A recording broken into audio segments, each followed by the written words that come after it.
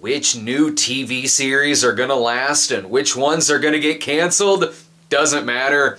I gotta watch the pilots for all of them anyway. Today we're watching 14 network TV pilots that aired this fall. Now keep in mind, I said network TV, so I'm not including Netflix or cable. And no reality shows either. I'm sure that there's some pilots that I maybe missed, but this is gonna be a long day anyway. Rel. Well, I like your, So Rel stars Lil Rel Howery as a guy whose wife cheats on him with his barber, and then she leaves him and takes the kids with her. Don't worry, it doesn't show any of this. They just explain it all in an exposition phone dump in the opening scene. The laugh track show is Martin Eddie Murphy light because Rel also plays an over-the-top pastor in the show. There's an ongoing joke in it about how he doesn't want to date a girl because the boots she's wearing are really, really loose. With the cheating girlfriend thing, it's kind of like his character from Uncle Drew, only if instead of starting a basketball team, he didn't want to date a girl because her boots are loose. Here's how much the jokes don't work. At one point, a bus driver is called Carl Winslow. Carl Winslow wasn't a bus driver on Family Matters. D. Higgins, those two hounds of hell attack me every day. The security. Then why am I here? Okay, so the original Magnum PI wasn't exactly groundbreaking television, but it was easily carried by Tom Selleck's charm and his excellent screen presence. This one, well, Jay Hernandez has a hat, he has a Ferrari, so he must be Magnum. This is a generic procedural that they just slapped Magnum PI on. He's called Magnum, just accept that he's Magnum. I have a shaved head, I must be Kojak. Accept it. This is a great reboot if you ever wanted Higgins and Magnum to have will they, won't they sexual tension. What's really frustrating here is that they had James Remar in this pilot. They could have done something different by having James Remar play a much older Magnum PI. He already had a mustache in this episode. This show wasted James Remar. D+. This was just the beginning. Manifest has an interesting premise where a plane runs into a bunch of turbulence, and when it lands, it's suddenly 5 years in the future. This show wants to be the next Lost, but what it really is one of those poor man's Lost shows that we got a lot of 10+ years ago. This was evidenced by the opening scene in which narration simply tells us characters' backstories and personalities. This show is several shows. It's a sci-fi show about people who randomly jumped ahead in the future. It's a police procedural where a cop is looking for kidnapped children. It's a medical drama about cancer research. And it's Touched by an Angel, where the survivors hear voices in their heads telling them to stop crimes. This show is kind of a gorgeous mess. When the pilot ends with survivors looking at the plane, and then the plane explodes, and narration comes in to tell us it didn't want to be investigated. Oh, this is like under the dome levels of something that could be pretty fun to hate watch. See? Never had a chance, did he? Nope. FBI, new CBS this fall. In the first scene of this show, a little kid goes into a building to work on his algebra, and then boom, building blows up. The FBI shows up, and boom, it blows up again. They go to a car to interrogate someone, and boom, the vehicle blows up. Shit just keeps blowing up in this show. The investigation includes a woman with a bunch of tarantulas in her apartment, a guy has his heart cut out, a white nationalist is trying to start a race war, and the bomber's prison mom is brought in to scare him into telling the FBI where the bombs are hidden. The show isn't original, but it was entertaining. This is a Dick Wolf show, so you kind of know what you're getting into here. It's not character-driven at all. It's very case-driven, but with Wolf behind it, it's more mature and grittier than the Magnum PIs of the world. It's not really my thing. I can't imagine ever going back to this show, but if you're into any of the Law and Orders, you'll probably find some stuff to like here. B-. Help people. So let's help as many as we can before they figure us out.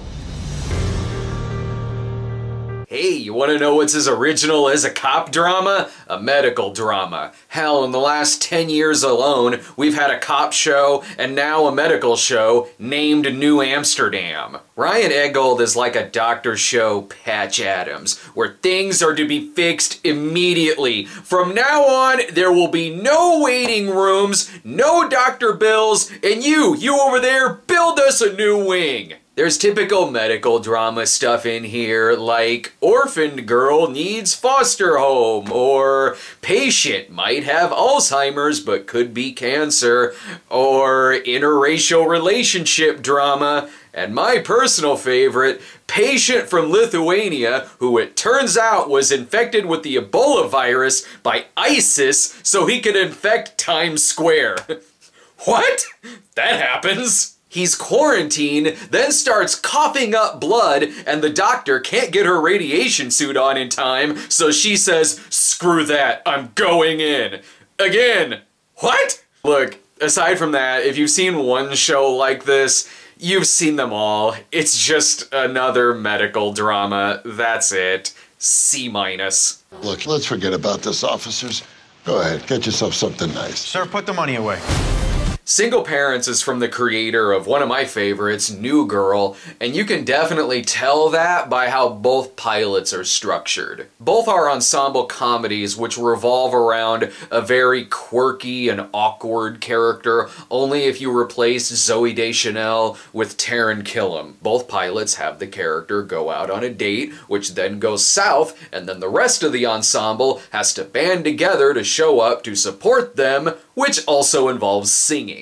The cast is good here, it has a lot of potential to grow, but the weakest link is the kids. The kids here are those type of fake TV kids written by witty 40-year-old comedy writers. They're like kindergartners, and they have lines like, "I am in love with her, stick a fork in me, I'm done," or "I read your love letter, it shook me to my core," or "I've been sent in here to give you a makeover, and you are clearly my Everest." Stop it! No kid talks like this, adult writers. But again, with the adult actors, it does have potential, so B-.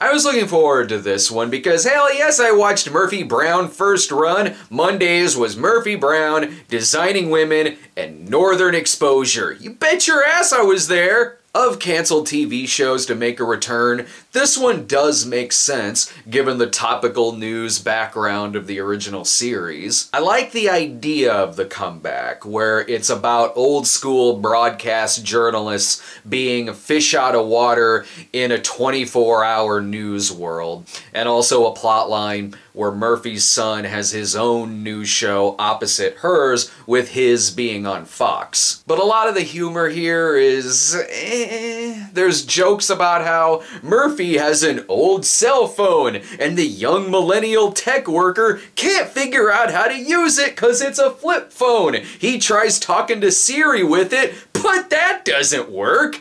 Plus, Corky has on-air hot flashes. But purely for nostalgic reasons, I liked seeing these characters back, and I liked some of the jokes about how Miles was driven insane because he worked as a producer on The View. Some of the jokes are really easy and very choir preaching, whereas last year's Roseanne reboot felt a lot more natural. It's really reminiscent of the last couple of seasons of Murphy Brown, as opposed to the earlier and much better seasons. But for nostalgia alone, and that there is some potential there, it's a C+. Friendship is being able to have the hard conversations and being willing to listen. It's a million little things. Everyone has their own types of garbage. For some, it is procedurals. For others, it is medical dramas. For me, I got a weakness for primetime melodramas and soap operas. A Million Little Things is basically Windy City to This Is Us's The Big Chill. Only if Windy City had the exact same plot of The Big Chill. The show opens with Ron Livingston committing suicide, and then all of his friends come together to cope and figure out why he killed himself. That's The Big Chill! There's even a little Windy City in there too, with Livingston being the man who's always there for every single one of his friends, and who only speaks in wise, sage, final words dialogue. He's totally the soul of the group. The ensemble cast here, which includes James Roday and Romany Malco, is really, really good. When I got up to use the restroom, I did want to find out what I missed when I came back, and I actually do want to know why this guy committed suicide. Plus, I liked all the infidelity twists it was throwing in there. It's the first show that I've watched today where I actually do kind of want to see the second episode, so B+. You do realize you're all here voluntarily. We are? The Cool Kids is a laugh track sitcom co-created by Charlie Day and is very, very funny. The show stars David Alan Grier, Martin Mull, Leslie Jordan, and Vicki Lawrence as four old curmudgeons living in a retirement community, and they spend their days bickering at each other. Sold! Between the writing and these seasoned professionals being able to throw out some one-liners like a motherfucker, it's a really cute show. One scene in particular where Leslie Jordan has to try to seduce Vicki Lawrence so she'll stop sitting at their table got me the biggest laugh that I had all day. It's pretty hard to find a laugh track sitcom that works in today's television, so this show is a rarity. I like this a lot. B+. Wait a minute. You don't think Dad is behind this, do you? Really, Miles? He can't even use Netflix. Given the premise and title, I went into this thinking it was going to be a sitcom, and it's not. It's an hour-long drama. The Lord works in mysterious ways. This is a show about an atheist DJ who gets a friend request from God who uses Facebook to guide him on various good deeds. The show isn't parody like my movie Jesus Bro, and it isn't hate porn like Let There Be Light. It's more of a social media update on something like Joan of Arcadia. It certainly has cliches like the DJ is an atheist because something tragic happened to him in his past, but the show is simply better at doing that than some other things. When Christians and atheists talk to each other in this show, it feels like an actual conversation and not like straw man characters. It's certainly a cheesy old person's show, like my grandma would probably really like this, but its heart is in the right place. It does have likable characters, and it is better than the title suggests, so B-. I'm sorry if I seem racist. Oh man. So, on this show, Max Greenfield and his family move into a black neighborhood, and he and his neighbor, Cedric the Entertainer, do not get along. Oh, what a pickle! This is an extremely talented cast. Wasted. Max Greenfield going from a show like New Girl to a show like this is like if Jake Johnson went from New Girl to, well, The Neighborhood. This can't be the best script that Max Greenfield got offered to him. But because the cast is so talented, they are trying, really trying to break through the material here. And sometimes they will get a mild chuckle just based on their comedic timing alone and not the writing. Everyone involved in front of the camera deserves so much better than this. I'd give it a lower rating, but it was better than Rel, so C-. Hey girl, please leave a message and we'll get back. Bye! Speaking of new girl actors being too good for the material, Damon Wayans Jr. stars in Happy Together, where he and his wife take in an Australian pop star who's trying to hide from the paparazzi. Hoo-hoo! What a pickle! How in the hell is this premise gonna last? Is the pop star just gonna live with this suburban couple forever? Damon Wayans Jr. plays his accountant, so when he tells him goodbye, he says, "You can account on that." This show is lame. If you want to see a sitcom with Damon Wayans Jr. that also has the word happy in the title, just watch Happy Endings. It was a lot better than this was. D. This is the worst day of my life. What's wrong with you, man? I feel bad watching this. I don't know how to put my finger on it, but this show about a neurotic working wife and mother just isn't funny. And given its huge side plot about first graders twerking and gyrating, it's weird and awkward and gross. There's also her main group of friends who are her nerdy male co-workers, so it's also a remake of the 1995 Peter Scolari sitcom Dweebs. I'm really tired at this point. I've watched a lot of shows today, so the nicest thing that I'll say about this one is that it was only 20 minutes long. Thank God. D+. Condors premieres Tuesday, October 16th on ABC. I was a little bit skeptical going into this. Taking the real-life controversy out of it and looking at them as TV series, I did really like the Roseanne reboot last year. And with it coming back, I was worried that it would feel like All in the Family, but without Archie Bunker. And I don't need a remake of Gloria. Thankfully, though, The Condors is better than Gloria. It's actually really fucking good. I did like the Roseanne reboot, but there were things about it that were contradictory to some things from the original series. This show actually feels a lot more like the original show than last year's reboot did. It very seriously deals with death and grief and provides commentary about painkiller addiction, and it does all of these things while still being funny as well. It knows when to be humorous and when to be serious and real, which the original series was brilliant at. Especially for those of us living in the Midwest. I loved The Condors. Hell, I came close to crying in this. This show definitely gets an A.